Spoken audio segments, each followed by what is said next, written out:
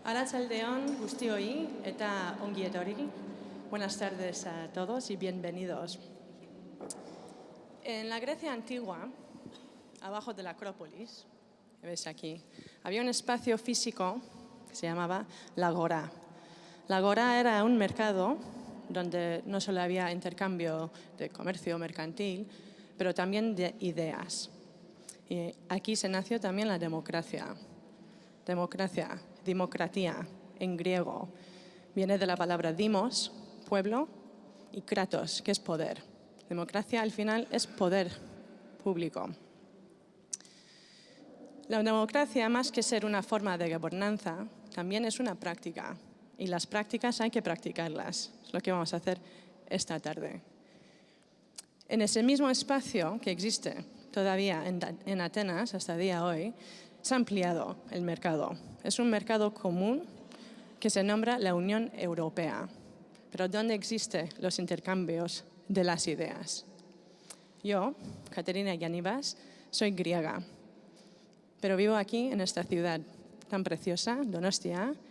Entonces me pregunto, ¿soy europea? ¿Y qué significa? ¿Qué es Europa? ¿Hacia dónde vamos? Esas son las preguntas que pretendemos debatir, pontificar, pensar, reflexionar hoy, esta tarde y los próximos martes 13 y 20. Antes de empezar con nuestros ponentes y las actividades de esta tarde, quería dar las gracias al Museo San Telmo, precisamente a María Luisa Valenciaga, a los alumnos de ELSA, European Law Students Association, de aquí en San Sebastián y en Bilbao. Y además, gracias a los que nos están viendo vía streaming en otros Estados miembros de Europa, la República Dominicana y Estados Unidos. Bienvenidos también. Esta tarde vamos a tener una serie de ponentes y luego, después, una actividad para promover la participación pública, acabando con una intervención y luego una actividad que lo vamos a llamar Vota tu idea.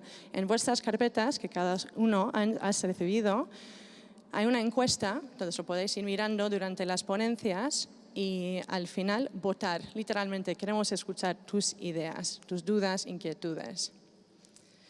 Bueno, nuestros ponentes pasamos. Tenemos dos ponentes muy interesantes y ilustres esta tarde, un arquitecto y un abogado. Para empezar tenemos Gabriel Ruiz Mújica, arquitecto, profesor de arquitectura en la Universidad del País Vasco, más tiene un estudio de arquitectura A9, perdona. Y Juan José Álvarez Rubio, arquitecto, asesor en Cuatro Casas, catedrático de Derecho Internacional Privado en la Universidad del País Vasco, más asesor en Cuatro Casas. Gabriel, cuando le preguntó de asistir esta tarde, me dijo, pero soy arquitecto, ¿qué tengo que ver con la cuestión de Europa? Y le dije, mucho. Entonces, Gabriel, queremos escuchar y saber qué sabes de esa cuestión, de ese proyecto europeo. Gabriel.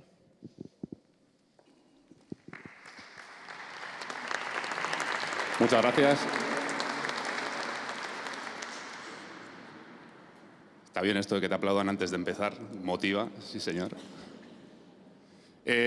Bueno, Caterina tiene muy claro que yo tengo mucho que ver con la cuestión europea. Yo sigo teniendo dudas, porque a mí cuando me llamaron dije, seguro que están en lo correcto. Yo, arquitecto, quieren hablar de construcción europea, exactamente cuál es el vínculo de unión. Y precisamente por ahí van los tiros. Es decir, queríamos intentar extrapolar lo que es un proceso constructivo de otra disciplina, que no es la política o la del derecho internacional, y ver si era posible, ver si analizando lo que es un proceso constructivo como el de la arquitectura es posible hacer esa extrapolación. Entonces, he preparado una charlita ágil, ligera, para, por medio de una serie de preguntas simples, ver si realmente se puede hacer esa vinculación, si realmente podemos plantear esta metáfora. Entonces, lo primero de todo, lo que yo me pregunté cuando me llamó Caterina fue, ¿se puede hacer una metáfora entre construcción convencional propiamente dicha y lo que es la construcción de la Unión Europea? Y pensando sobre el tema y debatiendo con Juanjo y con Caterina sobre los principios de este debate, Yo llegué a la conclusión que realmente los dos procesos de decisión, ambas disciplinas analizadas como procesos de toma de decisiones, sí que eran comparables, sí que era factible hacer una metáfora. Y para desarrollarla y para que nos sirviese como un guión muy simple para todos, porque entiendo que aquí estamos en una charla en la que ni somos arquitectos ni somos abogados, hay un poquito de todo, entonces tiene que ser algo sencillo y es la vocación de que lo sea, pues planteé una serie de puntos básicos que son los que hay que seguir en la arquitectura a la hora de desarrollar un proyecto. Y creo que estos puntos después van a ser utilizables por los siguientes ponentes para analizar lo que es el proceso de creación de la Unión Europea. Estos puntos son el estudio del lugar. Siempre para crear algo nuevo tenemos que conocer el status quo, tenemos que conocer qué es lo existente. Siempre en lo existente encontramos fallos, tanto más cuanto más lo analizamos. Por tanto, en la medida en la que encontramos fallos, definimos un programa de necesidades. Veo que falta esto, veo que esto hay que cambiarlo, veo que esto hay que renovarlo. Después de definir el programa de necesidades, y para esto no es necesario específicamente un técnico, en el caso de la construcción un arquitecto, en el caso del derecho un abogado, esto lo podemos hacer entre todos. Cualquier usuario es perfectamente capaz de ser consciente del programa de necesidades. Una vez se ha desarrollado, a nosotros nos toca hacer una propuesta y generalmente en la propuesta inicial no atinas. A veces no atinas en absoluto, a veces estás muy lejos de lo que va a ser la solución final. Por lo tanto, este es un proceso de ida y vuelta, de toma y daca entre las distintas partes y a partir de la propuesta inicial se tiene que plantear una serie de correcciones y después, si todo va bien, iríamos a una propuesta final. Obviamente, toda esta serie de pasos se puede alargar, puede haber no una propuesta inicial y una final, puede haber un montón de propuestas que van mejorando por el camino. Pero lo que a mí me interesaba de este pequeño guión que nos hemos hecho para analizar el proceso de la construcción era remarcar que hay un par de puntos en los que todos nosotros, el usuario de la arquitectura o el ciudadano, que sería el usuario del marco de la Comunidad Europea, tenemos que formar parte. Es decir, para definir el programa ahí tenemos que estar. Sin nosotros es imposible. Yo no le puedo hacer una casa a alguien si no sé qué le gusta, si no sé cómo le gusta vivir. Y necesitamos que esa persona, cuando nosotros hacemos una propuesta, nos dé una respuesta, nos diga hasta qué punto eso es lo que le esperaba o a veces nos pegamos una sorpresa y no tiene nada que ver con lo que le estaba buscando. Entonces, llegado a este punto, hay una reflexión que sí que es plenamente extrapolable de la arquitectura a la política, y es que hay un par de máximas que son aplicables a los dos campos, que son que la arquitectura nos condiciona aunque no seamos conscientes de ello. De la misma manera que a mí cuando me llamó Caterina para hablar de política dije yo esto, pero si no tengo ni idea, no sé de qué va esto de la Unión Europea, nunca lo he analizado a fondo, no lo conozco. Pues de la misma manera muchas veces los clientes me dicen yo no sé qué es lo que quiero, o sea, no sé nada de arquitectura, jamás me lo he planteado, pero aunque nosotros no sepamos, la arquitectura nos condiciona. Y solemos ser conscientes de ello cuando la arquitectura no funciona. Cuando un proyecto está mal hecho, nos damos cuenta de que algo no está bien, como su propio nombre indica. Con lo cual, ahí comparamos y normalmente por comparación vemos qué es lo que a nosotros nos parecería que sí está bien. Y por eso mismo nosotros también tenemos ideas arquitectónicas, tenemos preferencias arquitectónicas. Solo nos tenemos que dar cuenta, tenemos que pararnos un poquito a pensar y generalmente lo sacamos. Como os decía, esto es absolutamente extrapolable a la política. Y habremos escuchado un montón de veces decir yo de política no sé nada, a mí la política no me interesa, sobre este tema no tengo una opinión formada. Pues bueno, generalmente, si rebuscamos un poquito, solemos tener más de lo que pensamos. En cualquier caso, yo me voy a meter con el tema de la arquitectura y voy a desarrollar esta idea de base, este guión de arquitectura como proceso de decisiones, pero aplicado a un caso concreto que es una reforma de vivienda, probablemente el caso más sencillo que podemos analizar como proyecto arquitectónico y del que más cerca os vais a sentir todos porque seguro que alguna vez habéis reformado una casa o estáis pensando en reformarla o hay algo que queréis cambiar, etcétera. Entonces, en el proceso que hemos planteado antes, ya centrándonos en arquitectura, pero os recomiendo como ejercicio, que es lo que hice yo cuando preparé esta charla, que en todo momento lo que yo diga de arquitectura vosotros lo extrapoléis a la construcción, pero de la Unión Europea. Cuando decimos estudio del lugar, lo primero que tenemos que hacer es análisis de lo que nos encontramos. Yo os doy una serie de pautas, así, muy sencillas, que son análisis de superficies, calidad de los espacios, estado de conservación. Normalmente las cosas son más elementales de lo que pensamos y son mucho menos subjetivas y abstractas de lo que podemos presuponer cuando hablamos de arquitectura en general. Hacer un análisis de superficies es simplemente en un vistazo de un cuadro de superficies ver si hay algo desproporcionado. En esta vivienda, que es una vivienda de Donosti, que es la que tuvimos que reformar, el salón era un poquito pequeño para lo que era el total de la vivienda. El pasillo no es que fuera grande, pero bueno, siempre es una superficie que puede interesar suprimir en la medida de lo posible. Y la cocina, para nuestro gusto, era un poquito estrecha. Sobre todo, al ser alargada y muy estrecha, la sensación que daba era un poquito de zulo. Esto es lo que sacaríamos de análisis de superficies. El tema de ventilación, soleamiento y proporciones es un tema elemental. Las estancias están bien iluminadas, las instancias están bien ventiladas. En esta planta no teníamos ningún problema de este tipo porque era una planta que tenía mucha superficie exterior, todo esto es una esquina exterior, pero muchas veces en viviendas de ensanche nos encontramos patios interiores mal iluminados, mal ventilados y las superficies anejas a ese tipo de espacios suelen ser de mala calidad. Y por último, estado de conservación de las instalaciones, electricidad, fontanería, todo esto, pues bueno, es un primer estudio visual. Como os comentaba, una imagen vale más que 1000 palabras. Tenemos un salón que es un poquito pequeño en esta vivienda, tenemos una cocina que es un poco zulo, que es un poco estrecha y que pierde luz a medida que va ganando en profundidad, y está toda un poquito vieja. En una casa de los años 70, bueno, necesitaba una reforma integral en este caso. Una vez hecho el primer paso en análisis de la situación, definimos un poquito el programa.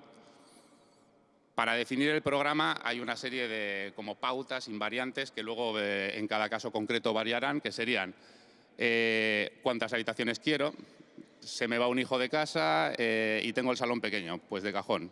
Nos ampliamos el salón comiéndonos una habitación, quitamos el pasillo, todo este tipo de cuestiones. El programa es algo que tiene que definir impepinablemente el cliente, tiene que saber exactamente qué espacios quiere tener, cuántas habitaciones, cuántos baños, etcétera. Superficies mínimas, características de los espacios, elección de materiales y, lo más importante, siempre en un proyecto de arquitectura, presupuesto estimado, porque generalmente si no hubiese un presupuesto cambiaríamos todo, pero lo que nos suele pasar es que empezamos a cambiar, sube el precio y empezamos a tener que elegir y ver qué es lo que podemos hacer.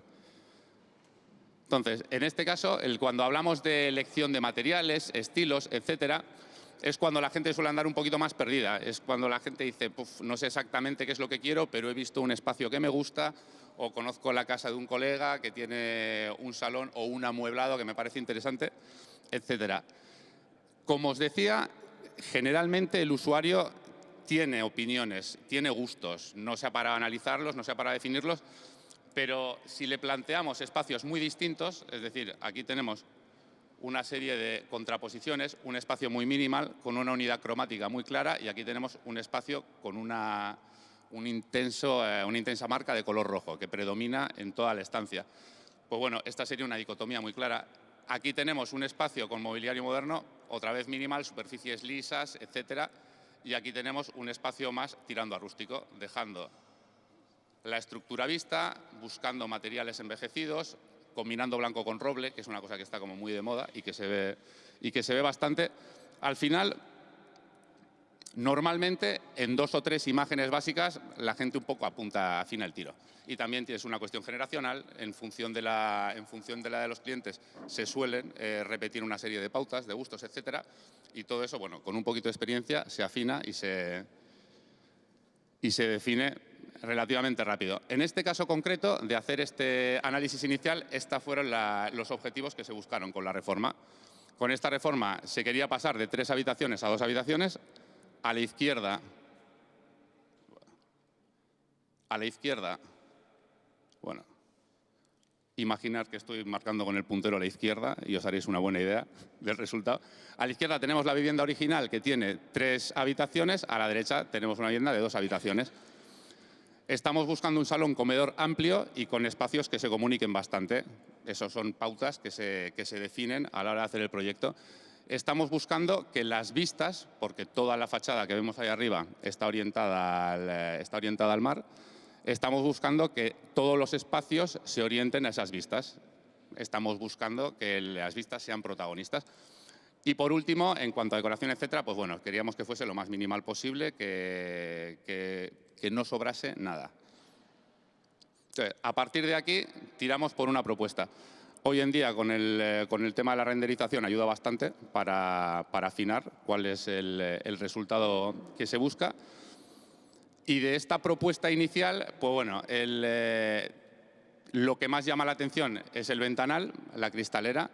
Ahora veremos si eso se pudo mantener de la propuesta inicial a la final o se tuvo que perder por el camino. Llama la atención que el espacio principal es mucho más amplio, es decir, antes teníamos una serie de espacios cerrados con una ventana cada uno, ahora tenemos un gran espacio que une toda la fachada principal. Eso es algo buscado en este caso concreto. Y por último, observamos cómo la habitación principal tiene una gran puerta que nos permite que desde la cama se pueda ver el mar. Un poco en esa búsqueda, que todos los espacios estén claramente orientados a las vistas. Sin más, una cosa clara en este caso. ¿Qué es lo que no funcionaba de esta primera propuesta o qué son los problemas que nos encontramos cuando la pusimos en crisis? Pues uno, este edificio, para nuestra desgracia, tenía montantes de calefacción por todas partes y en la mitad del espacio de salón, justo aquí, donde tengo el puntero, nos salía una montante de calefacción que era centralizada y que era inamovible, con lo cual ya las instalaciones nos daban un poquito con un canto en los dientes, con el espacio que buscábamos. No nos gustaba la cocina cerrada. Al final, una planta de 80 metros cuadrados te permite tener una cocina que sea independizable de la sala y para cuestiones de olores, etcétera, pues bueno, lo preferíamos. Y valía una pasta la cristalera que daba al mar, que era inasumible. Eran demasiados metros cuadrados de cristalera, con lo cual teníamos que simplificar un poquito la solución de cristalera. Vale. Cambiamos e hicimos esta segunda opción. La cocina se mantiene en su disposición original, pero lo que intentamos fue hacer que todos estos espacios se comunicasen con mucha mayor claridad, es decir, en vez de tener una cocina que fuese algo estrecho y cerrado, buscamos que fuese algo mucho más luminoso y que participase de un espacio más amplio. En esta planta, si os fijáis, y esto es una cuestión puramente espacial, todos los espacios están comunicados, con lo cual la sensación de amplitud es mayor. Cuando entramos en un espacio y no lo abarcamos todo visualmente, sino que tenemos que recorrerlo para verlo en su totalidad, la sensación es de mayor amplitud. Y en este caso, tanto la habitación principal como el comedor, como la sala, como la cocina, todo estaba comunicado. Y estaba comunicado mediante aperturas amplias. Todo ello, todos estos espacios estaban orientados al mar, de tal manera que lo que antes eran ventanas independientes ahora son grupos de ventanas que permiten en un solo vistazo abarcar más vistas. Y con la inclusión de esta doble corredera, pues bueno, conseguíamos que esta apertura fuera lo más amplia posible y que desde la cama también hubiese vistas al mar. Todo esto, el resultado fue este. Esta sería una vista hacia la sala. Aquí podéis ver, pues bueno, la idea de que los espacios estuvieran comunicados se percibe desde el hall de entrada, el salón, desde el salón a su vez se percibe la habitación. Desde esta zona de trabajo aquí tenemos la doble corredera, la cama. Esta es una vista que da la espalda al mar, con lo cual desde aquí podemos observar el mar. Esta es la vista de la cocina. Está bien la contraposición de lo que era la cocina inicial, que era una cosa bastante cerrada, con esta de aquí, al final, que es una cosa bastante más espaciosa y la superficie es exactamente la misma. Y bueno, esto da un poco una idea de la profundidad. Como os comentaba antes, al final, cuando los espacios se comunican, la sensación de profundidad es mayor. Un ejemplo, como os decía al principio, al final esto no es una charla de arquitectura, es simplemente los pasos que he planteado al principio, desarrollarlos con un ejemplo concreto y no sé, plantearos esto para vuestra propia vivienda y plantearos esto en el entorno de la charla y en el entorno de esta metáfora de la toma de decisiones, tanto en arquitectura como en estructura geopolítica. Y por último, cuando estaba haciendo esto, lo más sencillo, lo que más fácil se me hacía era hablar de un proyecto de vivienda, porque creo que para todos nosotros es lo que más nos vamos a sentir identificados. Es decir, todos hemos pasado por esto, todos nos hemos planteado cuestiones que atañen a este tipo de proyectos, pero cuando lo extrapolaba a la organización europea, a mí había una cosa que me chirriaba bastante, o que me parecía que era lo que más dificultaba el funcionamiento de la Unión Europea comparado al funcionamiento de un proyecto arquitectónico, y es en este segundo punto, cuando estamos definiendo el programa de decisiones, es mucho más fácil que tú, para ti solo, definas qué es lo que necesitas, que 28 o 27 o 28, no me acuerdo cuántos somos, esto demuestra cuántos es la Unión Europea, que 28 decidan lo que quieren. Normalmente suele pasar que cada uno quiere una cosa distinta y que cada uno barre para su casa. En ese sentido, lo más parecido en un proyecto arquitectónico a la Unión Europea creo que sería un proyecto para una comunidad de vecinos. Eso también hemos pasado todos por ahí y sabemos lo difícil que es ponernos a todos de acuerdo, tanto por intereses económicos como por intereses puramente funcionales a la hora de toma de decisiones. Y con esto termino. Con esto cedo la palabra a Juanjo Álvarez.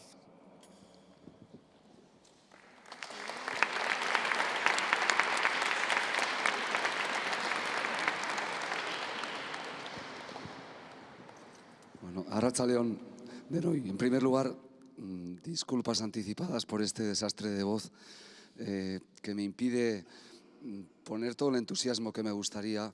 Primero porque Europa a mí me despierta muchas pasiones, como me ha despertado el apoyo de todos los alumnos de ELSA, que demuestra que tenemos una juventud con muchísimos valores, con iniciativa, con capacidad de motivarse por mucho más que cuestiones banales o terrenales, y eso a mí al menos sí que me da confianza en el futuro.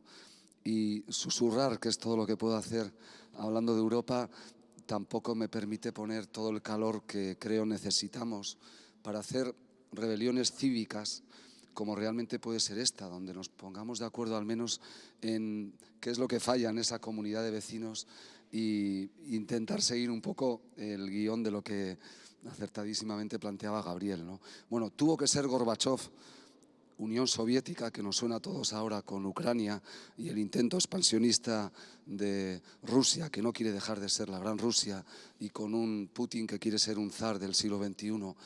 Tuvo que ser Gorbachov quien habló de la Casa Común Europea. Fue él quien definió un concepto. Casi siempre desde fuera te ven mejor que tú desde dentro, ¿no?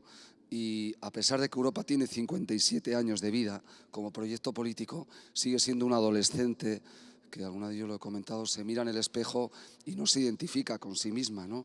Yo tengo alguna de mis hijas en esa edad y nunca está contenta consigo mismo. Se levanta, yo le veo guapísima y ella me dice que está fatal y está en ese punto de efervescencia hormonal en el que nunca encuentra cómodo a sus inquietudes emocionales, ¿no? La Unión Europea tiene menos años de vida política que el reinado de Luis XIV en Francia y todavía, yendo a un símil arquitectónico, los cimientos no se han asentado.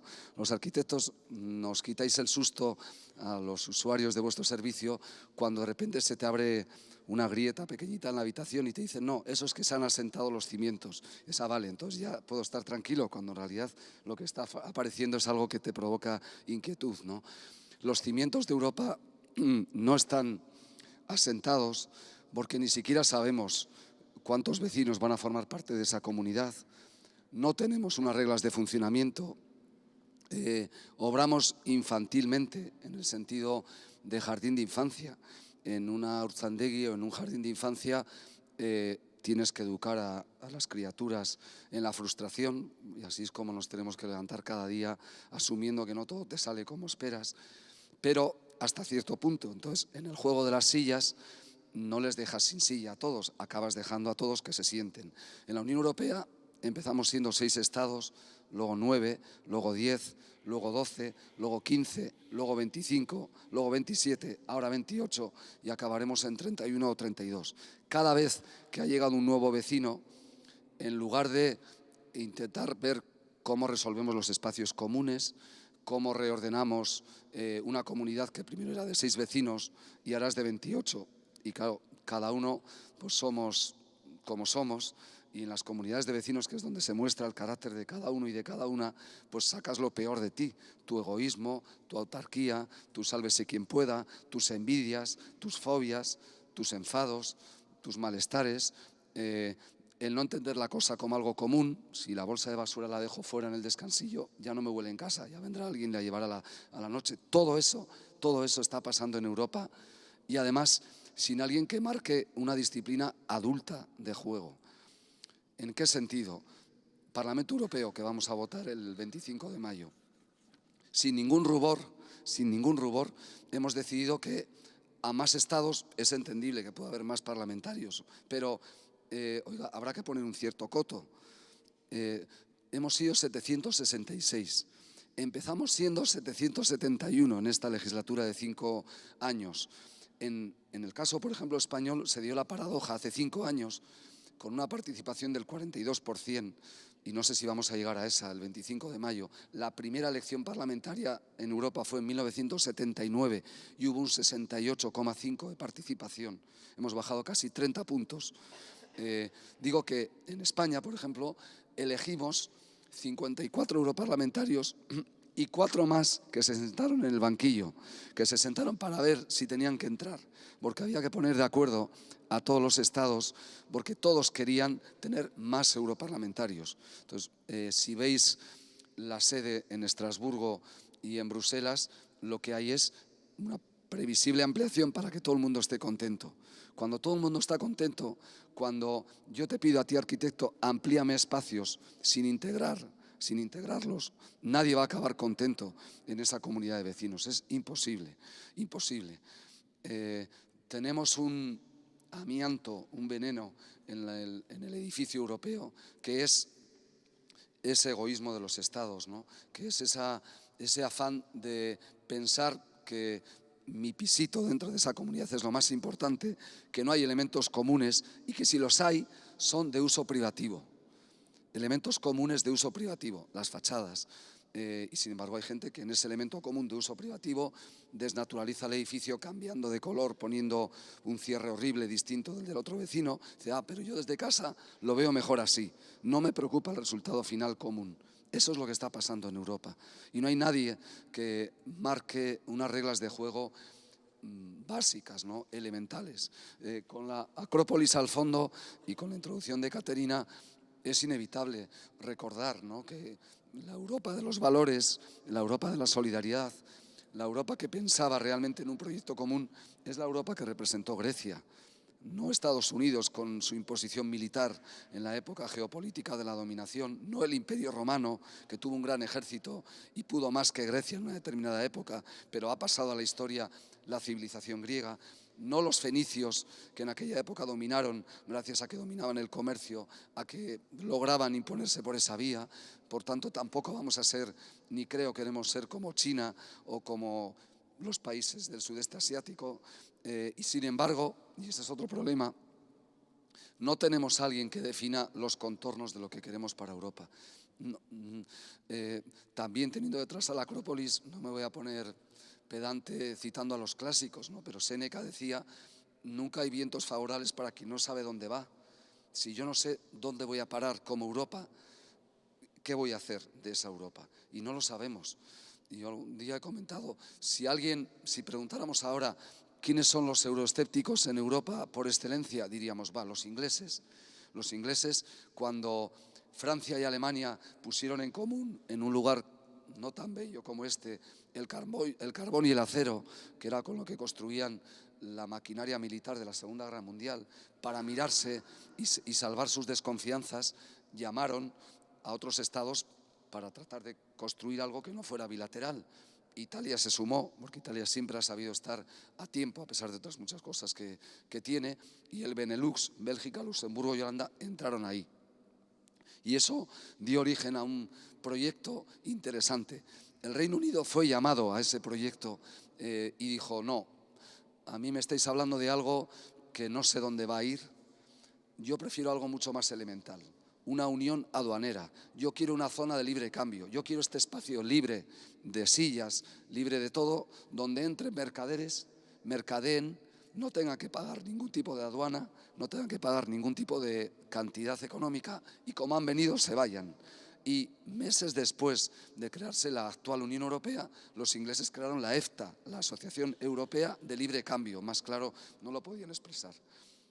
La primera ampliación de la Unión Europea fue para los ingleses, que se dieron cuenta que con la Asociación Europea de Libre Cambio no lograban todo lo que querían. Entraron y se dedicaron a utilizar utilitaristamente Europa. Y sin embargo, y perdonar el tono de voz, sin embargo, David Cameron ha sido en los últimos meses el más europeísta de todos los jefes de Estado y de Gobierno, diciendo, yo quiero decir al pueblo inglés qué Europa quiero, y es una Europa no política, es una Europa no solidaria, es una Europa no federal, es una mera suma de estados.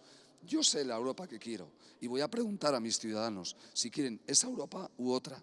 Y eso se ha tachado de antieuropeísta, diciendo que eso es pervertir el proyecto europeo. No, eso es mirar de frente al proyecto europeo y decir, bueno, en esta comunidad de vecinos yo no me siento a gusto. Igual, si me montáis otro tipo de proyecto, puedo aceptarlo. A lo mejor hago un time sharing, una multipropiedad, y vengo unas semanas al año y me voy. Pero no quiero participar de estos estatutos, de esta comunidad, de este ámbito político. Bien, seguramente eso es lo que acabaremos teniendo que hacer. Se ha vendido como un mal la Europa a varias velocidades y es inevitable. Podéis pensar en una comunidad de vecinos en la que hay un vecino o vecina cascarrabias que por incordiar a los demás, 27 estamos a favor de una cosa, uno está en contra, siempre el mismo. Basta uno para que no salga adelante. Ese es un criterio democrático. El de la mayoría debiera de ser un criterio democrático. El del veto no es un criterio democrático. Y sin embargo, eso es como funciona Europa en este momento. Funciona así porque los estados no desean que realmente haya un demos, un sujeto político europeo. Es una paradoja que el año anterior, el 2013, se calificara como el año de la ciudadanía europea. Pero no somos nosotros los teóricamente titulares y protagonistas cada día de la construcción europea. ¿Cómo puede haber un año de la ciudadanía europea? Todos los demás, ¿qué son? ¿De qué son? ¿Qué nos ocurre? Yo os cuento mi sentimiento, ¿no? Yo me siento respecto a Europa más europeo que ciudadano. No me siento ciudadano europeo. Me gustaría sentirme ciudadano europeo, ser parte de algo que no fuera una mera suma de estados, ser parte de algo menos egoísta que la dimensión decimonónica de los estados-nación. Yo no quiero reproducir para mi nación un modelo de Estado superado. Quiero tener la sensación de estar unidos en la diversidad, que es un lema precioso, que convivamos, que es lo que necesita una comunidad, ¿no? Pero para convivir hace falta poder participar, hace falta poder construir ese sujeto demos político. Y yo creo que se habla mucho del déficit democrático de Europa.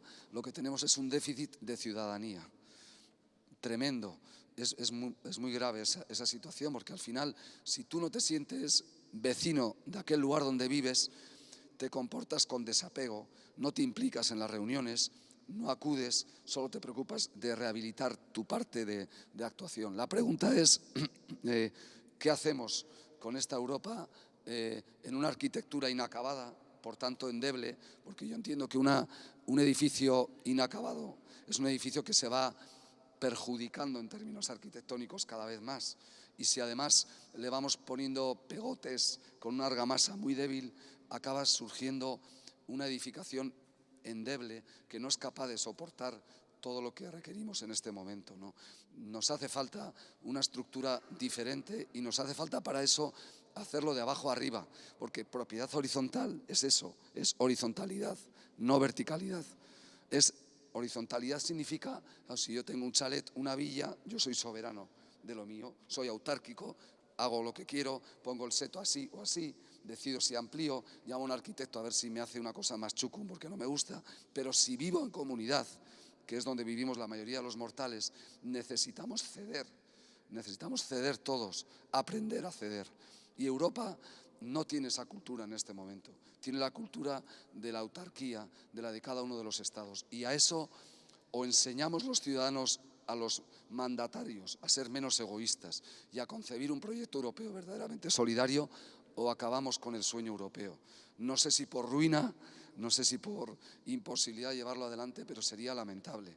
Y el objetivo, nada presuntuoso, humilde de hoy, de esta reflexión, es ser conscientes de que tenemos algo que merece la pena. Casi todo lo que merece la pena en la vida nos damos cuenta de lo que vale cuando lo perdemos. Y perder Europa, volver a la empalizada estatal, sería tan tremendo, sería tal marcha atrás que no nos lo podríamos perdonar. De manera que incluso con esta voz imposible de despertar la épica, yo creo que debemos de reivindicar Europa con mayúscula, Europa de todos, un demos como sujeto político europeo y no pseudomovimientos, que es lo que estamos teniendo en Europa, movernos y movernos y movernos para llegar al mismo sitio. Sobre eso creo que debemos de reflexionar todos y todas un poquito en torno a todo eso, para que estas bellas ruinas, que son eso lo que son, unas ruinas, permitan como un ave fénix revivir Europa, refundar Europa. Los filósofos hablan del renacimiento de Europa, pero ¿quién es el Medici, quién es el mecenas que es capaz de aportar lo que necesitamos? Músculo ciudadano a Europa, los ciudadanos, las ciudadanas.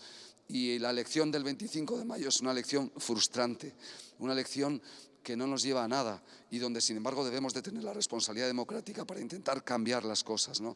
Pero merece la pena intentarlo, y esta reflexión, con esta voz lamentable y quebrada, pretende orientarse en esa dirección. Besterik ez, eskerrik asko.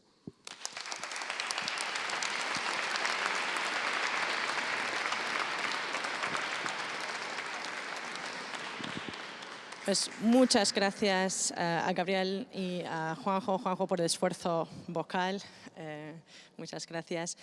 Bueno, es interesante porque al final es como si Juanjo plantea el problema y Gabriel igual la solución, ¿no? Que tenemos una Europa que está cambiando, queremos ampliar ese espacio, literalmente ese mercado, comunidad, supranación, llámalo lo que quieras.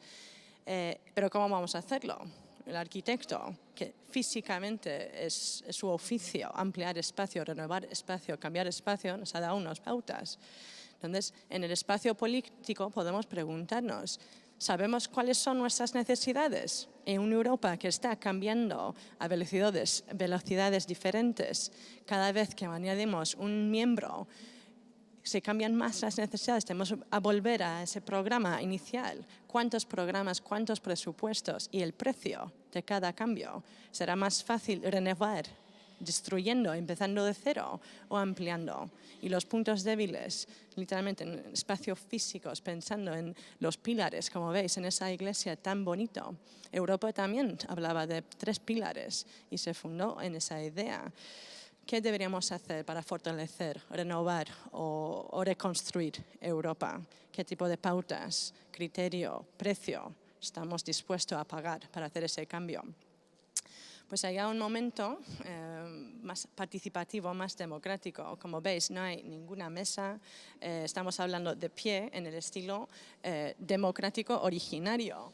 Esas piedras que estaban abajo de la Acrópolis, en la Agorá, subía una persona y hablaba su ponencia, y luego otro y otro. Y eso es lo que vamos a intentar hacer esta tarde. Entiendo que no es un formato clásico ni igual muy cómodo para todos esta tarde que están aquí, pero os voy a animar, por favor, a abrir la mente, hacer algo un poco diferente, trabajar con vuestros propios vecinos esta tarde en la iglesia y formar grupos pequeños con gente igual que no conoces, si te atreves, o con la gente a tu lado, unos grupos de 4 o 5. Os vamos a dar 10 minutos para pensar, reflexionar y debatir en grupos pequeños. La siguiente pregunta. Pensar en vuestro espacio, vuestra casa. Vais a renovar, igual, cambiar. ¿Qué cambiarías? ¿Qué no te gusta o qué te gusta de tu casa?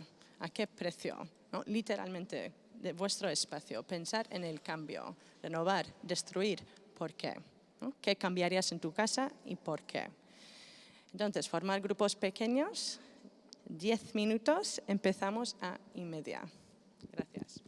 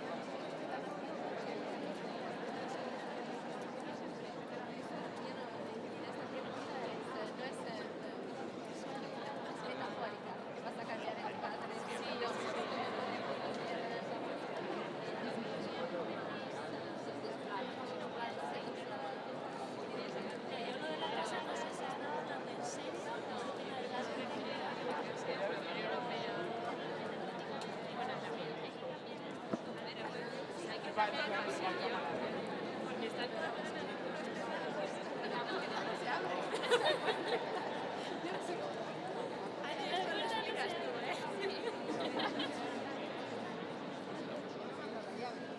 decir que es una casa con espacios muy cerrados, muy especializados, pero que el pasillo no comunica, pues ¿por qué no quitamos el pasillo y hacemos un espacio abierto?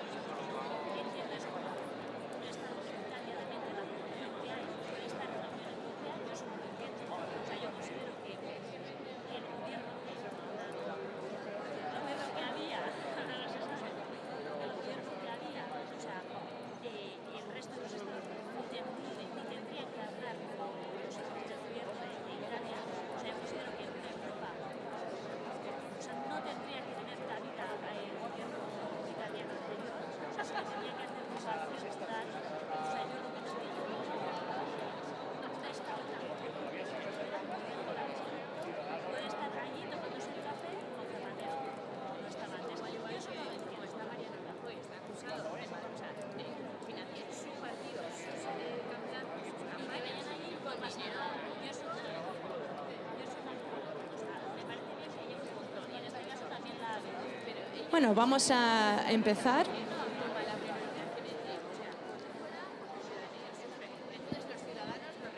Si todos quieren coger sus sillas.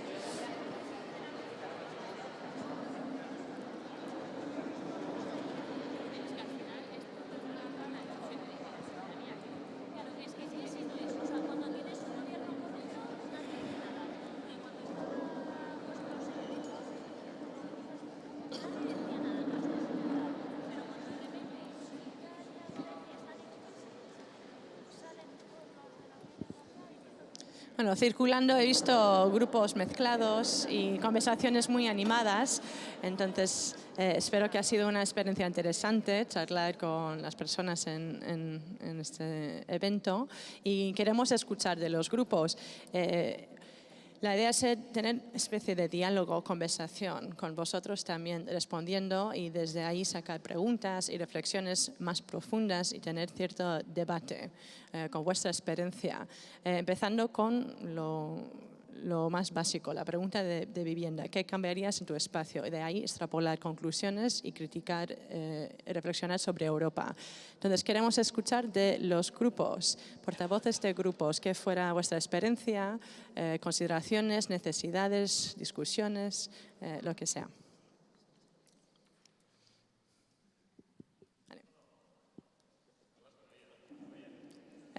Con micrófono por el streaming, por favor, y de pie si no importa. Bueno, yo he apuntado aquí lo que cada uno ha opinado sobre su casa. Y bueno, Goretti hablaba de cambiar el sistema de extracción. Yo quiero cambiar el sofá. Consuelo me ha recomendado que existen buenos ¿cómo se llama? Tapizadores, pero bueno, que no merece la pena porque está muy viejo. Edurne hablaba de cambiar la ubicación, pues le hemos dicho que igual, no sé, el tema del coste así pues depende, ¿no? No sé si puedes cambiar tu casa de sitio y eso. Luego Humberto hablaba de cambiar el ascensor y también quería una terraza, pero nos ha parecido que igual era más fácil cambiar el piso por otro piso con ático. Y Consuelo hablaba de cambiar el cuarto de baño, pero también tenía dudas sobre el coste. Entonces decía pues, que igual podía aprovechar el bidet y el baño, pero igual cambiar la distribución, la baldosa. Y bueno, no hemos sacado tampoco muchas conclusiones así extrapolables. Yo creo que las pocas, pues igual el tema del coste y el tema de afectar o no a la comunidad. Que si quieres cambiar el baño, pues no tienes ningún problema. Y las ventanas, se me han olvidado, es verdad. Goiseder ha dicho que quería menos pared y más ventanas. Claro que, por ejemplo, esa reforma sí afecta a la comunidad, entonces, pues, no, tienes que hablar con ellos si te dejan o no. Y ya, creo que sí.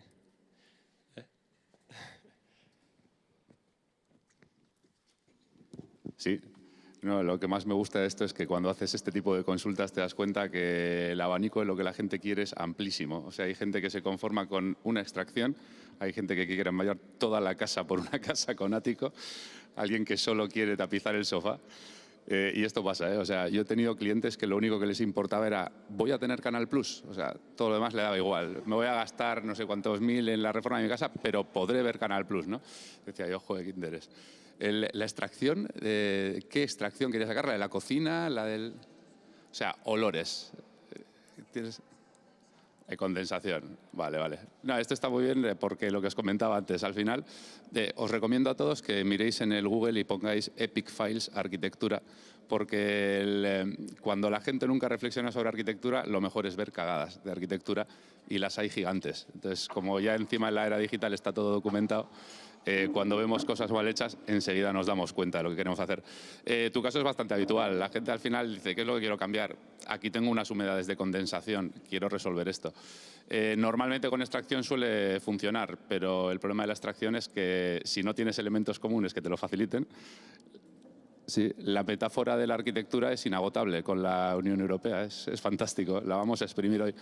Pero efectivamente, necesitas una infraestructura común para tener una buena extracción. Y muchas veces lo que la gente hace es, bueno, no tengo una salida cubierta, que es lo que me manda la normativa, pero voy a sacar a fachada. Pero es ilegal. Entonces tú sacas a fachada, si nadie denuncia no pasa nada, pero si alguien denuncia te hacen quitarlo. Entonces, pues bueno, por ahí van los tiros. Lo de retapizar el sofá es muy vintage, yo te lo recomiendo vivamente. Por lo menos hace el intento. porque lo nuevo ya está muy visto, tiene todo el mundo lo mismo, pero pillar un sofá viejo y rehabilitarlo me gusta. Y además ahora se tira bastante por la rehabilitación. Volvamos a metaforizar con la Unión Europea. ¿Hace falta tirarla y volver a hacerla o rehabilitarla? Pues bueno, será más fácil rehabilitarla. Y con lo de y luego habéis dicho un montón de cosas que tienen que ver con elementos comunes. Tocar ventanas, elementos comunes, complicadísimo, casi imposible, que si es fachada principal que da a la calle, si tienes la típica fachada retranqueada de última planta, ahí es más fácil tocar. Y de hecho es relativamente común pillar una ventana, hacer la puerta balconera, etcétera. Y en cuanto a la terraza, de ampliar terraza también suele ser el típico generador de problemas, porque ese es el típico caso de edificio de vecinos con muchos propietarios en el que si hiciésemos esa obra, que técnicamente es posible, el propietario del ático se vería muy beneficiado, pero el vecino inmediatamente inferior a la larga se vería perjudicado porque seguro que le entrarían humedades. Entonces, y le quitas luces, etcétera. Veo que has tenido una experiencia parecida. Bien. Pues, pero sí. O sea que, como siempre, es difícil que hagamos converger las voluntades de todos. Sí, no, lo que es interesante es si habéis planteado un poco lo que ha identificado Gabriel, intereses comunes, pensando en si el primer pensamiento en ampliar la terraza, por ejemplo, era el vecino o no, o si era interés propio. Interés propio, pues bienvenidos a la soberanía estatal, ¿no? La idea que lo que quiera el Estado soberano está en su pleno poder, y si tiene más consecuencia por sus vecinos, es consecuencial. Y si estamos de verdad en una comunidad europea, como vecinos, si hablamos de vecindad, hay que pensar en los intereses en común. Pero ¿cómo y en qué forma? Cuando lo planteamos del núcleo, que es nuestros intereses. Todo eso se complica, además de por el egoísmo, si en esa comunidad de vecinos hay vecinos que mandan más que otros. Es decir, si el ayuntamiento se porta mal con todos, en el sentido con todos que aquellos que incumplen una norma de comunidad, dices, bueno, no hay agravios, han descubierto que estoy haciendo una obra ilegal, me ordenan parar y listo. En la Unión Europea todos los vecinos no valen lo mismo. Por ejemplo, Irlanda, pequeñito estado, ha tenido que votar, porque le ha interesado, por 3 veces tratados de la Unión Europea a los que dijo que no. El último, el Tratado de Lisboa, el que está en vigor. Los 27 habíamos dicho que sí, bueno, los 26, entonces éramos 27, no 28 como ahora con Croacia. Irlanda dijo que no. Entonces Irlanda dijo, bueno, ¿qué hacemos? Lo resolvimos otra vez como en el jardín de infancia, volver a votar. Y os habéis equivocado, todos los demás hemos dicho que sí, vosotros habéis dicho que no. ¿Y qué digo yo al pueblo irlandés para volverles a hacer votar? Pues mira, que a cambio de que digan que sí, te voy a permitir la extracción de humos. No la puedes hacer, pero te lo permito y lo haces. Y entonces, como a los demás nos interesa esa ilegalidad, lo permitimos. Cuando fracasó la Constitución Europea, Francia y Holanda dijeron que no. La pregunta sería, ¿y por qué no hicimos lo mismo? ¿Por qué no volvimos a preguntar a los franceses si realmente interesaba o no? Pues porque ese vecino manda muchísimo más que los irlandeses. O, siguiendo con Francia, Francia concede ayudas de Estado con Sarkozy o con Hollande a su industria automovilística de cerca de 8.000 millones de euros y nadie dice nada. Nosotros llevamos adelante unas vacaciones fiscales, mal llamadas vacaciones fiscales, y todavía estamos pagando el coste de esa decisión que genera un agravio dentro de la comunidad. Luego, si además de que ahí cada uno buscamos lo que queremos, unos mirar al horizonte de futuro, otros el sofá para frenar la laboriosidad o para ver Canal Plus, si además de todo eso ocurre que entre nosotros tenemos diferentes varas de medir, es imposible gobernar esa comunidad, es imposible, ¿no? El micrófono, por favor. Un segundo. O sea, en el caso de las vacaciones fiscales nuestras, los enemigos no están en la Comunidad Europea o en la comunidad de propietarios, sino en la propia propiedad nuestra, en nuestro propio Estado, que nos pusieron 65 recursos.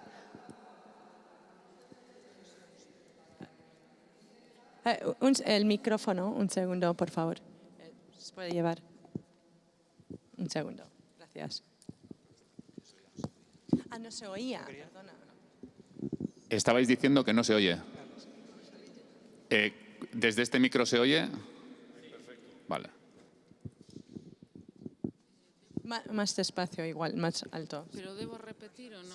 Sí, repite, por favor. No, digo que yo creo que en el Estado español el escepticismo, vamos, en mi caso al menos, viene dado porque es que ya muchas veces no es que el enemigo esté en la propiedad horizontal en Europa, sino en mi propio piso, en mi propia casa, en mi propia finca registral.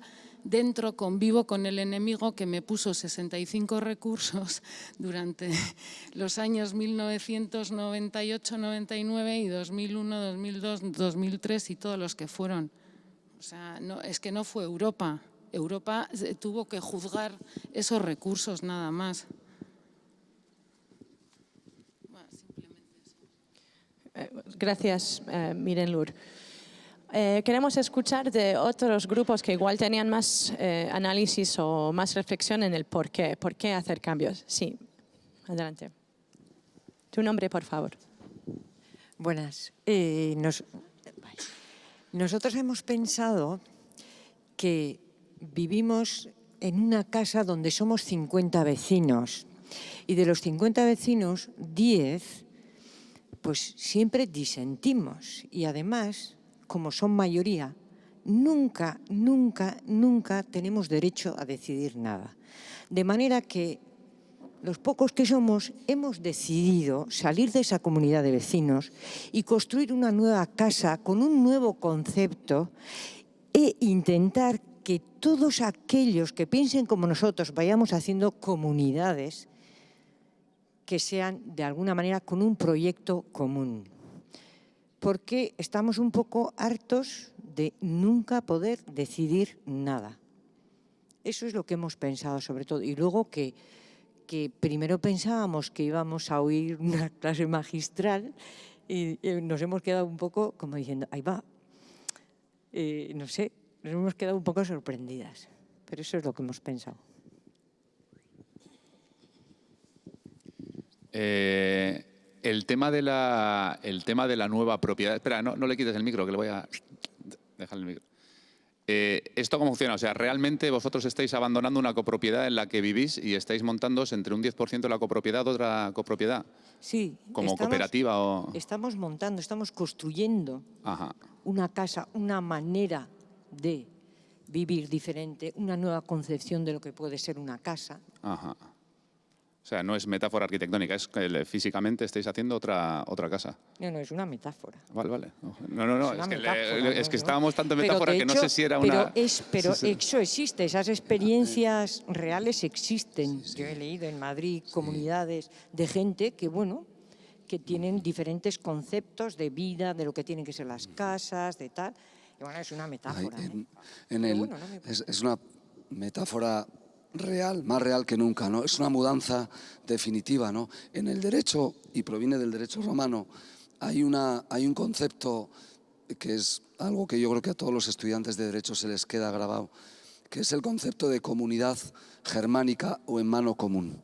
Significa que si yo genero una comunidad con una compañera, con un grupo de vecinos, con un grupo de amigos, nadie me puede obligar a permanecer de por vida en ese grupo. Yo tengo derecho a salir de ese grupo. No me pueden obligar. Yo no puedo obligar a destruir esa comunidad en el sentido de que si los demás quieren seguir, adelante. Pero nadie me puede obligar a continuar en esa comunidad. En la Unión Europea existe el derecho a salirse de la Unión Europea. Pero el problema es que el sujeto legitimado para eso solo es uno, que es el Estado, lo intergubernamental. Entonces, el problema no es de filosofía, sino de legitimidad, ¿no? Y, sin embargo, el concepto de comunidad germánica o en mano común es un concepto racionalmente justo. Racionalmente justo. Yo no tengo por qué estar obligado a continuar en situación de copropiedad. La típica situación en la que mi hermano y yo heredamos el piso de mis padres, tenemos el 50%, que es la minoría o mayoría de bloqueo, Y entonces yo, para complicar la vida fraternal de mi hermano, le digo, ni una cosa ni la otra, ni te lo quedas tú, ni me lo quedo yo, ni lo vendemos. ¿Te aguantas, por decir un eufemismo? No, yo tengo el derecho de decir, no quiero permanecer contigo en copropiedad, me voy. Y te asiste el derecho a una acción de división de cosa común. A decir, me voy, me emancipo, me quiero ir. En el derecho eso está legitimado individualmente. En las construcciones políticas, como la Unión Europea, está restringido.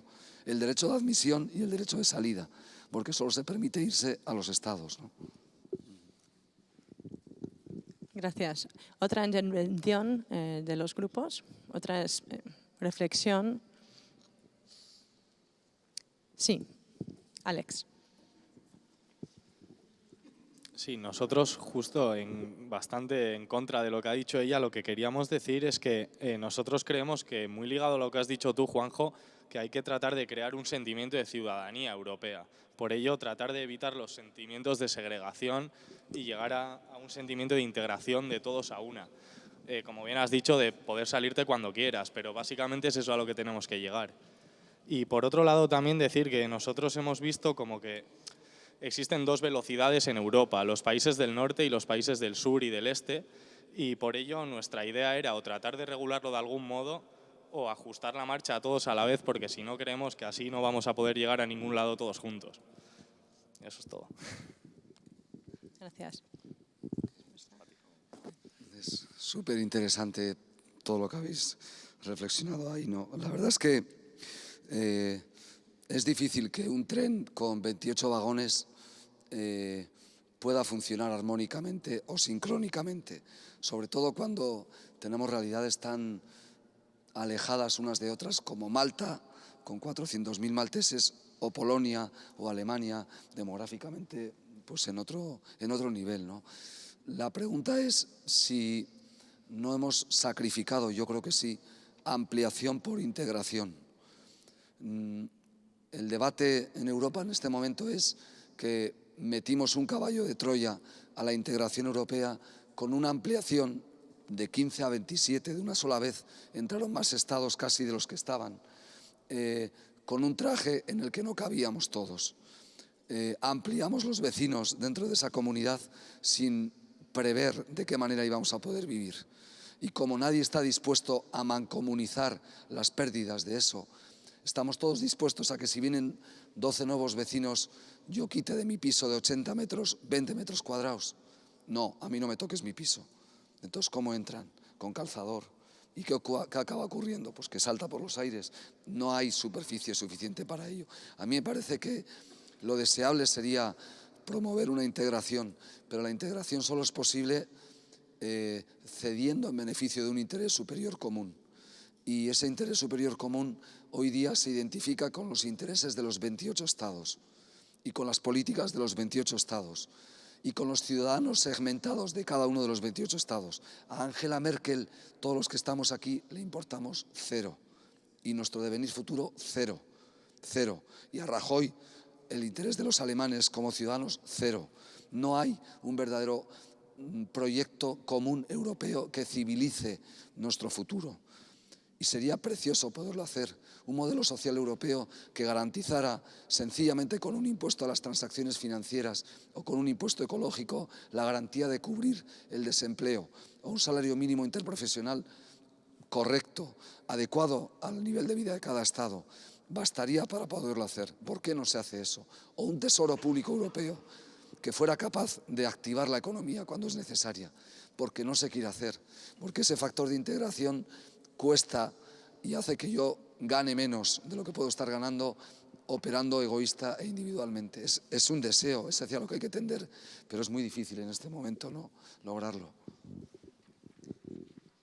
Sí, otra intervención.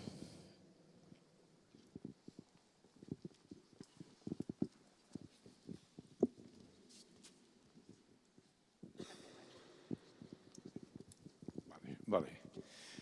No, quería apuntar una cosa. Con la variedad de países que son completamente diferentes, que han estado entrando ahora en Europa, y todos con unas realidades pues muy complicadas, encajar eso en los países de una Unión Europea de los primeros, que están más asentados, etcétera, etcétera, etcétera. Eso como problema. Pero es que a mí hay un problema que yo no lo acabo de entender, que sigue existiendo en la Comunidad Económica Europea. ¿Por qué no se implanta de una santa vez la unidad fiscal? Porque claro, esto es un choteo. Yo estoy en Francia, me cobran muchos impuestos, me voy a Bélgica. Y si en Bélgica reaccionan y me cobran menos en Checoslovaquia, me voy a Checoslovaquia. Por ahí no vamos a ninguna parte. Para terminar de construir la arquitectura europea, tenemos una unión monetaria a 18 estados y no tenemos efectivamente un tratamiento fiscal, que es la manera con la que se construye la cosa común, la cosa pública, ¿no? Si yo tengo que pagar en mi declaración de la renta, sigo pensando que es porque afortunadamente gano un dinero que tiene que revertir en la comunidad para el bien común, ¿no? Pero es muy difícil que Polonia o Hungría o la República Checa o Eslovaquia o Estonia o Letonia o Lituania o Bulgaria o Rumanía o Malta o Chipre o Croacia piensen de esa manera en este momento, porque realmente lo que les han vendido es la idea de que si son sumisos, si no ponen demasiados problemas, podrán recibir unas migajas del proyecto europeo. Y así no se puede construir un proyecto europeo. Estoy completamente de acuerdo. Ceder soberanía de verdad es armonizar fiscalmente la imposición directa, es garantizar que junto a un tesoro europeo pueda haber una fiscalidad común en el ámbito europeo. Debiera de ser así, pero estamos tan lejos de eso. De hecho, esa regla está tan blindada como el régimen de la corona en la Constitución española. Habría que refundar Europa para hacerlo. Y la ficción jurídica hace que, por ejemplo, para el pacto de estabilidad, para el pacto que nos obliga a no superar un déficit, el Reino Unido no ha entrado. Y sin embargo hemos modificado el Tratado de Lisboa y a los ingleses les hemos dejado que estén fuera. Y mantenemos paraísos fiscales como Luxemburgo y nadie plantea ningún problema. O permitimos que Malta te permita comprar la ciudadanía.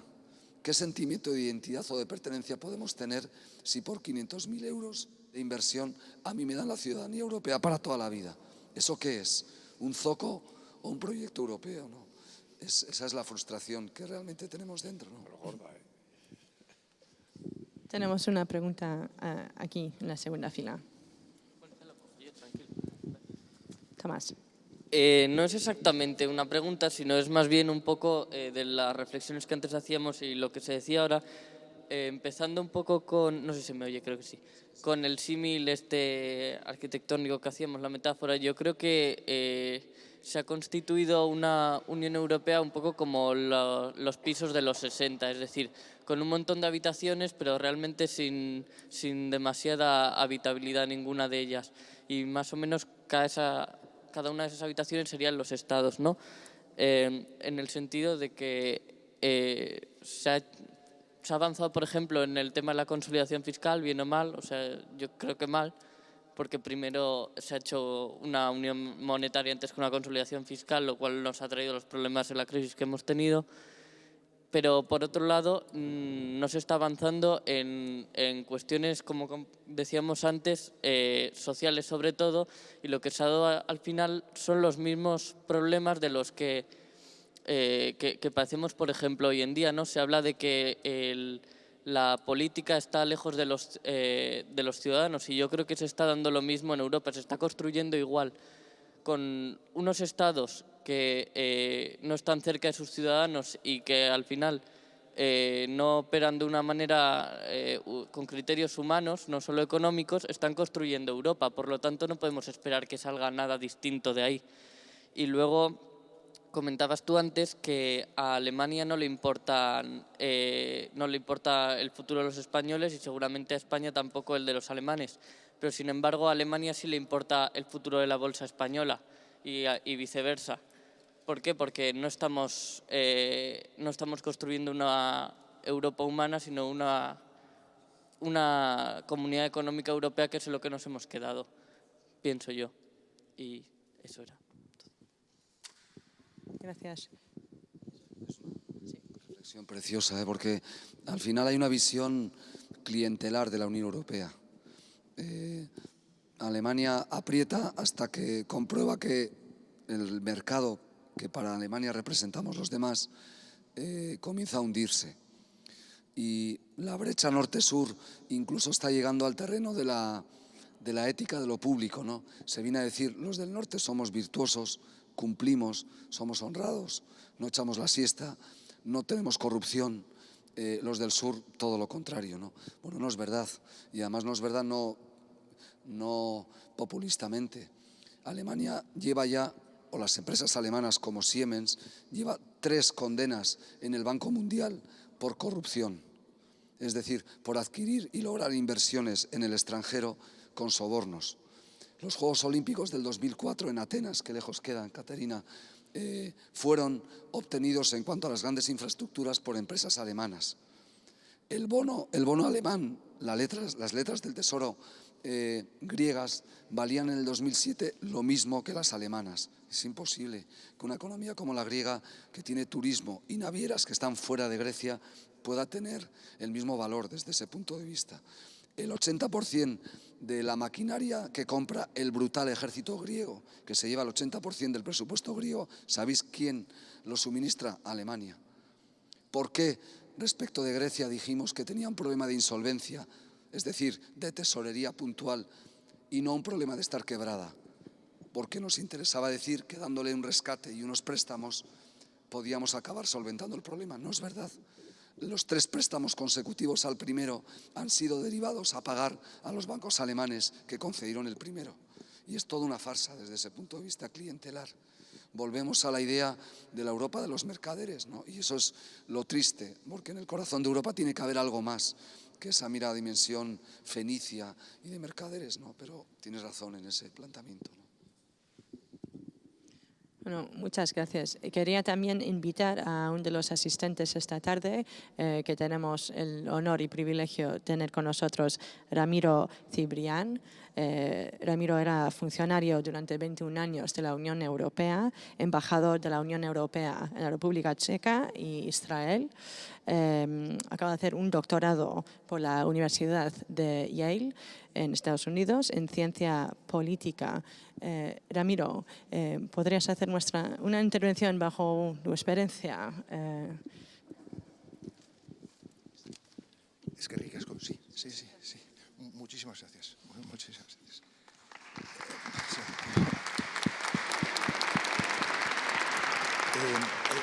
Es que ricasco, arratsaldeon.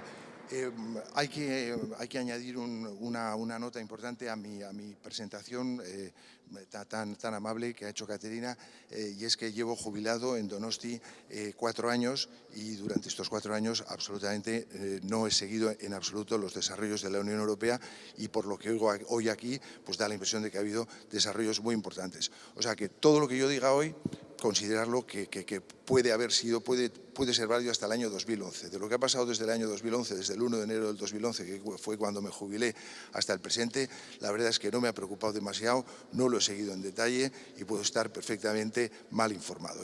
Lo digo porque ciertamente algunas de las cosas que he oído esta tarde, pues la verdad es que me han sorprendido un poco, pero bueno, uno tiene que estar siempre preparado para las sorpresas. La verdad es que en otras épocas, los dos puestos más importantes que tuve como funcionario de la Unión Europea fue el de embajador representante de la Comisión Europea en la República Checa durante los 5 años anteriores a la entrada de la República Checa en la Unión Europea, y también estuve luego casi otros 5 años en Israel desde el año 2005 hasta que me jubilé, hasta el año 2010-2011.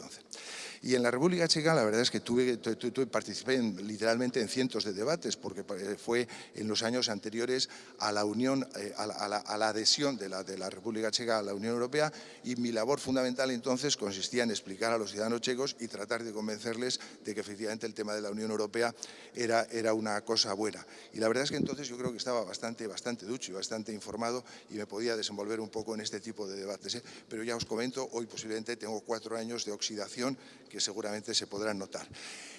Bueno, lo primero que yo diría hoy aquí, utilizando la metáfora de Gabriel, la metáfora de la arquitectura, es que efectivamente efectivamente es una metáfora interesante, porque la Unión Europea siempre se ha hablado de la construcción europea. Pero hay un aspecto, hay un punto que es absolutamente esencial al hablar de la construcción europea, y es que el proyecto original, que fue el proyecto que hicieron los 6 estados fundadores, que fueron Italia, Francia, Alemania y el Benelux, el proyecto inicial era un proyecto que estaba claramente abierto, era un proyecto inacabado. Los tratados iniciales, que fueron 3, si mi memoria no me falla, fueron el Tratado de la Comunidad Económica Europea, fueron el Tratado de la Energía Atómica, que está aún en vigor, porque no ha sido nunca básicamente reformado, y luego fue un tratado que ya está abrogado, que ya está finalizado, que es el Tratado de la Comunidad Económica del Carbón y el Acero, que se terminó porque tenía 50 años de vida y se firmó en el año 59, o bueno, en el 56 fue el primero que se firmó, y entonces cuando llegó el año 2006 simplemente el tratado se terminó y aquí todos están contentos.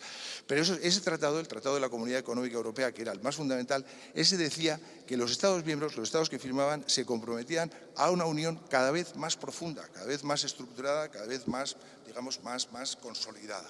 Y esa era, efectivamente, como muy bien se ha señalado, esa era la diferencia fundamental con la asociación alternativa que se creó durante los años 50, que se llamaba la EFTA, European Free Trade Association, Unión Europea para el Libre Comercio. Para el libre comercio. Y la historia es la que es. La historia es que todos los países que estaban en la EFTA, poco a poco se fueron marchando de la EFTA y se pasaron a la Comunidad Europea, a pesar de que la Comunidad Europea tenía la finalidad de hacer siempre una unión más profunda y que fuese más allá del libre comercio. La EFTA era solamente para el libre comercio, la Unión Europea era para construir más. ¿Se construyó más? Pues por supuesto, no solamente se amplió, sabemos que hoy en día, me parece, la verdad es que no llevo ya la cuenta, pero me creo a pies juntillas que debemos andar por 28 Estados miembros después de la adhesión de Croacia y efectivamente inicialmente eran 6, o sea que efectivamente esa vocación de ampliar, de hacer la Unión accesible a todos los países de Europa que voluntariamente y libremente la quisieran, por supuesto, pues se ha realizado muy ampliamente. Hoy en día son 28 Estados miembros. Pero no solamente hay 28 Estados miembros y no solamente es esa la diferencia con respecto al año 1956, 1959. La diferencia fundamental es que tenemos 4 tratados, por lo menos 4 tratados básicos de legislación primaria en la práctica equivalente a las constituciones y que tienen prioridad sobre las constituciones en las áreas en donde puede haber coincidencia. Estamos 4 tratados detrás. Si no me equivoco, el Tratado de Maastricht, el Tratado de Ámsterdam, el Tratado de Niza y el Tratado de Lisboa, que reemplazó a la fallida Constitución. Y ciertamente esos tratados han profundizado, han cumplido el compromiso original de los 6 estados fundadores de profundizar en la construcción de la Unión Europea. La verdad es que las cosas que se han dicho son tan absolutamente interesantes y fascinantes que no tendría tiempo de comentar todas, pero quisiera comentar algunas, quisiera comentar algunas con tu permiso y con vuestra tolerancia. El tema de los estados, ¿qué nos van a decir a nosotros en San Sebastián, a los de Donostiarras, el tema de los estados? El tema de los estados es un estado complicado, es una cosa complicada. Actualmente el planeta Tierra, que es en el que vivimos y en el único del que tenemos datos fiables, pues está dividido en 200 estados, unos 200 estados, estado arriba, estado abajo, y estos estados pues son un poco los que se reconocen entre sí, son como entidades en donde la superficie del planeta Tierra se divide y estos estados se reconocen entre sí. Que no son estados y que les gustaría serlo, pues de acuerdo con una de las últimas cuentas que leí en algún sitio, creo que hay 800. Hay como 800 candidatos a ser estados y tal. Europa, los estados europeos han sido extraordinariamente exitosos en perspectiva comparada, porque desde el siglo XV, desde la Edad Moderna, los estados europeos son los que hegemonizaron el mundo, son los que conquistaron el mundo. Hay un libro fascinante de un profesor de la Universidad de UCLA que se llama Jared Diamond y que se llama algo así como acero, gérmenes y armas, ¿no? Y que bueno, aborda la idea, es un antropólogo muy importante y aborda la idea de por qué los estados europeos conquistaron el resto del mundo y no el resto del mundo conquistó Europa. Entonces fueron tremendamente exitosos y efectivamente hicieron las colonias, los imperios, etcétera, desde el siglo XV, empezando por el español, siguiendo por el francés, siguiendo por el inglés, etcétera, hasta que ya en el siglo XX la cosa se puso francamente mal y en el siglo XX, digamos, el dinamismo, la potencia, el nacionalismo de los estados europeos resultó completamente destructivo. La Segunda Guerra Mundial, otra cuenta que he tenido, la Segunda Guerra Mundial es de 50 o 50 y pico millones de víctimas, lo cual dividido entre los 6 años, los días que tienen los 6 años, pues da una media de algo así como 30.000 muertos al día, que es bastante, es una cifra bastante. Entonces, después de eso, pues efectivamente hubo una serie de estados europeos que dijeron, hasta aquí hemos llegado, y en vez de hacer una paz de la Segunda Guerra Mundial, que fue una paz de los vencedores y de los vencidos, como fue la paz de Versalles de la Primera Guerra Mundial, decidieron sustituir la paz por la cooperación. Y efectivamente eso está en la esencia de la Unión Europea. Y fueron los 6 estados fundadores los que decidieron que efectivamente iban a poner los recursos militares, empezando por el carbón y el acero en común, y que los iban a gestionar en común, y que el objetivo efectivamente era el tener una Unión Europea. La Unión Europea es una unión de Estados, lo cual no quiere decir que los ciudadanos, la sociedad civil, etcétera, no tenga un papel que jugar, pero ciertamente es una unión de Estados, son los Estados miembros, ahora hay 28, y es una unión de Estados basada en la ley. Esto me parece una idea extraordinariamente importante, basada en la ley. En la ley, que son los tratados europeos, actualmente el Tratado de Lisboa. Esa es la ley. Y es una ley que es válida para todos los ciudadanos de los Estados miembros. Y bajo esa ley, por supuesto, los ciudadanos de los Estados miembros y los Estados miembros tienen derechos y deberes, tanto los Estados como los ciudadanos. Y una cosa que caracteriza a la Unión Europea y que es absolutamente esencial, y la verdad es que me quedo absolutamente también sorprendido cuando oigo algunas cosas, una cosa que caracteriza a la Unión Europea es que, a diferencia de otras organizaciones internacionales, a diferencia de la EFTA, tiene un tribunal específico para arbitrar sobre los conflictos relativos a los tratados, que es el Tribunal Europeo de Justicia, no el de Derechos Humanos de Estrasburgo, que es otra cosa, sino el Tribunal Europeo de Luxemburgo, que es el que arbitra, el que decide cuando hay discrepancias con respecto a la ley europea, con respecto a la interpretación de los tratados, si efectivamente quién tiene razón y quién no la tiene. Y eso es extraordinario, porque esos estados, los estados de la Unión Europea, aceptan la autoridad del Tribunal a pesar de su soberanía. Y en el tema de la soberanía, lo que es importante decir es que sí, los estados de la Unión Europea son estados soberanos, pero han decidido poner su soberanía en común de acuerdo con las normas y las reglas de los tratados. Entonces es una soberanía que no es una soberanía como la de Indonesia, por poner un ejemplo, o como la de los Estados Unidos, o como la de México. Aunque México también ha firmado un tratado de libre comercio con Canadá y con los Estados Unidos, pero es una soberanía como la de Argentina. Es una soberanía que está compartida. No está aniquilada, no está anulada, no está obliterada, como pretenden algunas personas a las que no le gusta Europa, empezando por Marine Le Pen y siguiendo por el United Kingdom Independent Party y por otros, tampoco hay que ir tan lejos, pero es una soberanía que está compartida. Y esa soberanía que está compartida está basada en el compromiso.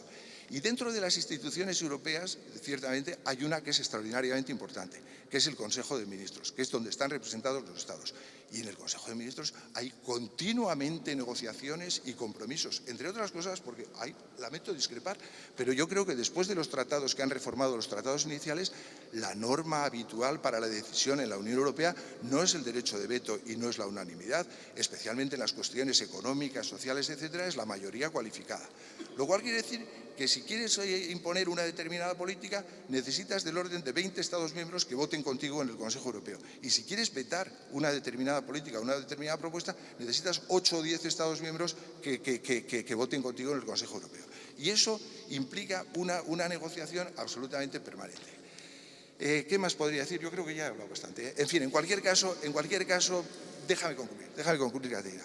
La Unión Europea, yo creo que obviamente, al ser la construcción intergubernamental y supragubernamental que es, una de las cosas que la ha caracterizado es que ha tenido un extraordinario éxito. Extraordinario, increíble. En comparación a lo que fue en la primera parte del siglo XX, los europeos hemos podido seguir disfrutando durante la segunda parte del siglo XX y después, muchos europeos, de unos niveles de paz y de prosperidad que no se habían conocido en la primera mitad. Y obviamente, bueno, pues hay ciclos económicos y ciertamente cuando llegan los ciclos económicos, pues también llegan las partes altas y las partes bajas. Déjame decir también, en general, la Unión Europea no es ninguna cosa de hermanas de la caridad, ni es una cosa de políticas, para utilizar un lenguaje diplomático, de políticas que ya se ensayaron en otros países y en otros sistemas y que no han funcionado.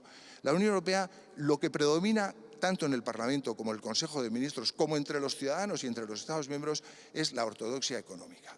La ortodoxia económica quiere decir que, por ejemplo, en una determinada época, en los años 70 y 80, la ortodoxia económica quería decir crecimiento económico sí, pero sin inflación. Sin inflaciones al estilo argentino, sin inflaciones galopantes, y efectivamente eso consistía en la... Y en estos momentos la ortodoxia económica quiere decir crecimiento económico y creación de empleo sí, pero sin déficit públicos. Sin déficit públicos porque esos no son sostenibles. Y esa es un poco las ideas preeminentes. Angela Merkel tiene mucha influencia en Bruselas, en el Consejo de Ministros. Angela Merkel, no, Alemania y su embajador representante tiene mucha influencia, pero tiene mucha influencia porque tiene a la mayoría de los Estados miembros detrás a favor de una salida de la crisis y de una recuperación económica a base de controlar los déficits públicos y crear tanto empleo y crear tanto crecimiento económico y tener tanta cohesión social como sea compatible con las políticas económicas. La Unión Europea, en comparación a muchas otras regiones del mundo, es un país que hoy en día sigue teniendo niveles extraordinarios de cohesión social. Voy a terminar simplemente con una reflexión. ¿Cuál es el nivel de paro oficial en los Estados Unidos? El nivel de paro oficial en los Estados Unidos, creo que según las últimas estadísticas, que además han sido celebradas por las bolsas, el 6%. Y por supuesto, en España tenemos el 25% y en la Unión Europea el medio del 12%. Pero ¿qué es un empleo? ¿Qué es estar empleado en Estados Unidos y qué es estar empleado en la Unión Europea? Y cojo los Estados Unidos, no cojo Colombia, Ecuador, Bolivia, o no cojo Indonesia, Tanzania o cosas por el estilo, no, cojo los Estados Unidos. En la Unión Europea, el tener un empleo es tener unos niveles de bienestar social extraordinariamente importantes, empezando por un seguro médico que cubre, es una cosa muy buena y que a mí me parece extraordinariamente bien, que es universal y que cubre una gran cantidad de enfermedades. Eso en Estados Unidos es simplemente soñar. Y simplemente porque ahora con Obama se ha introducido un seguro médico obligatorio, pues hay una parte de la sociedad americana que está absolutamente beligerante precisamente porque se ha introducido un seguro obligatorio mínimo. ¿Qué es estar empleado en la Unión Europea? Es tener desde el primer día un mes de vacaciones. ¿Qué es estar empleado en la Unión Europea? Es tener toda una serie de beneficios sociales extraordinarios que en Estados Unidos no existen. En Estados Unidos existe el derecho de contratar y de despedir, y ese es un derecho que para los norteamericanos es sagrado. Entonces, no minusvaloremos los niveles de cohesión social en la Unión Europea. Por supuesto, en tiempos de crisis ha habido rebajas y se han rebajado, pero aún siguen siendo extraordinarios. Y el gran desafío de la Unión Europea es cómo ser competitiva y cómo mantener nuestros niveles de bienestar en ese mundo global, en un mundo global en donde efectivamente tenemos que competir con países y con regiones que tienen unos niveles de cohesión social y que son muchísimo menores que los que nosotros nos ofrecemos como ciudadanos. Muchas gracias. Gracias, Ramiro.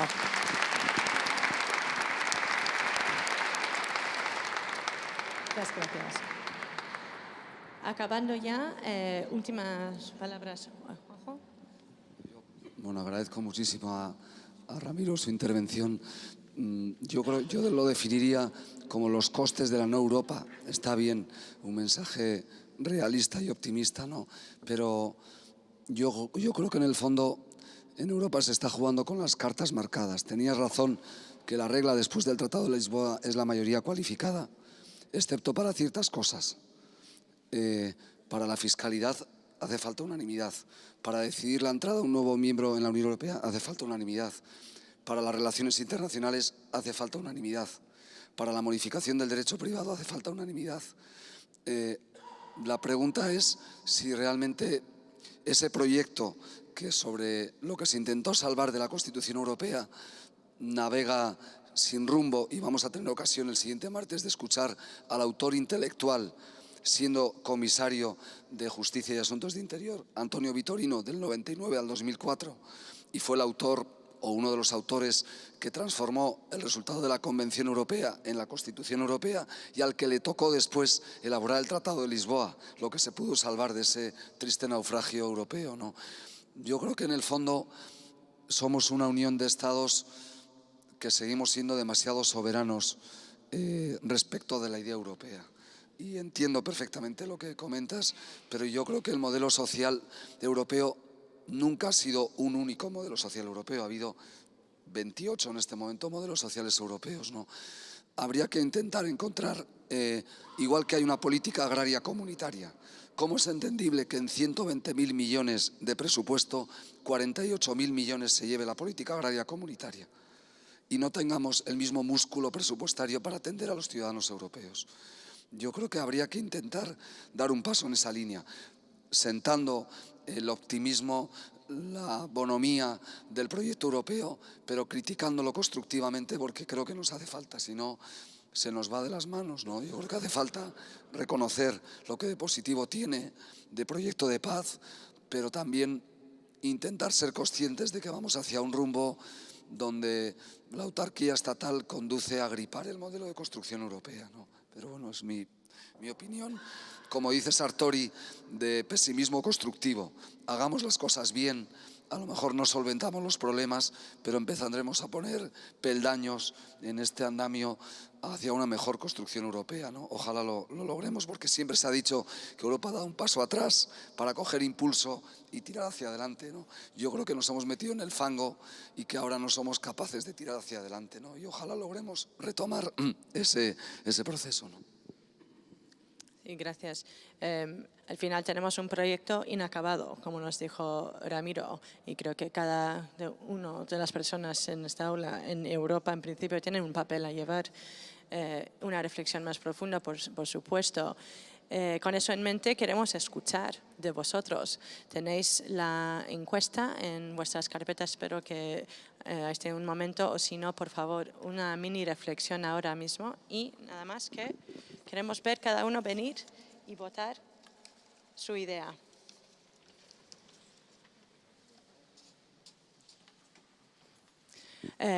Y si no hay nada más, nos vemos la semana que viene para hablar y debatir un poco más.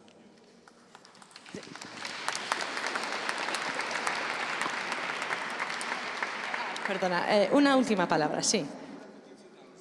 Gobernantes del Gobierno Europeo. Sí. Que fluya más información de lo que hacen a los países, a los ciudadanos de los países que componemos la Comunidad Europea. Porque ahora voy a la calle y pregunto de qué han hablado en el Gobierno Europeo el último año y de 100 no se enteran 99 de nada. Sí. Porque no tienen información. Entonces ya es hora de que todo lo que se cuece en Bélgica, pues por medio de los congresos de diputados de los diferentes países, a los ciudadanos nos informen. Sí. No, es aún más importante, queremos porque es que ese tipo todos estamos con la de... inopia de lo que se cuece allí. Sí, y que tenemos también espacio para dialogar, transmitir información, a la vez escuchar, ¿no? Que pretendemos hacer. Perdona, Sí. al hilo de lo que comentaba este señor, que no le veo el nombre, no sé, y tú, perdón... Ramiro, tú que has estado tanto tiempo en asuntos europeos, ¿se televisan, por ejemplo, los consejos de ministros, todo esto?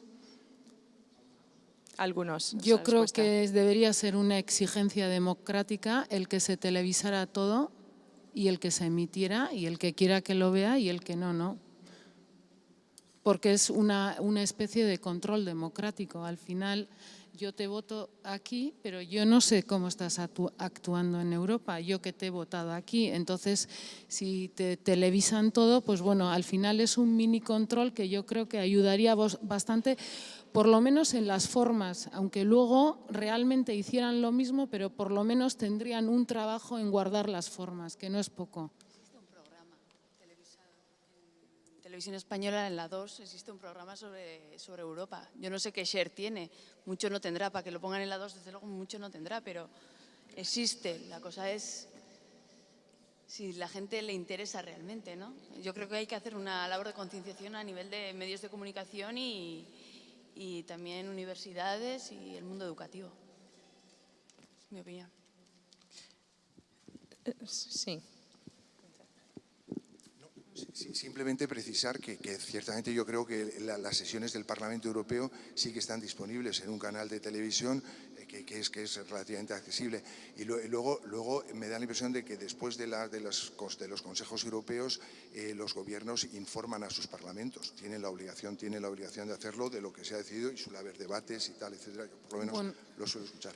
En cualquier caso, el pretender que se televisen y que sean abiertos los consejos de ministros, bueno, pues me parece una ambición, ¿por qué no? A mí me parece que cuando el presidente Obama se reúne con sus secretarios en la Casa Blanca, me parece que eso no se televisa.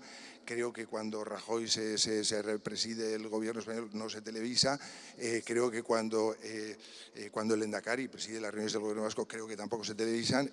Pero bueno, quién sabe, a lo mejor es una buena idea y sería muy bueno si efectivamente las reuniones de los gobiernos y de los ejecutivos se televisasen, pero me parece que aún no. Pues más razón, por favor, escribir, dejar las ideas.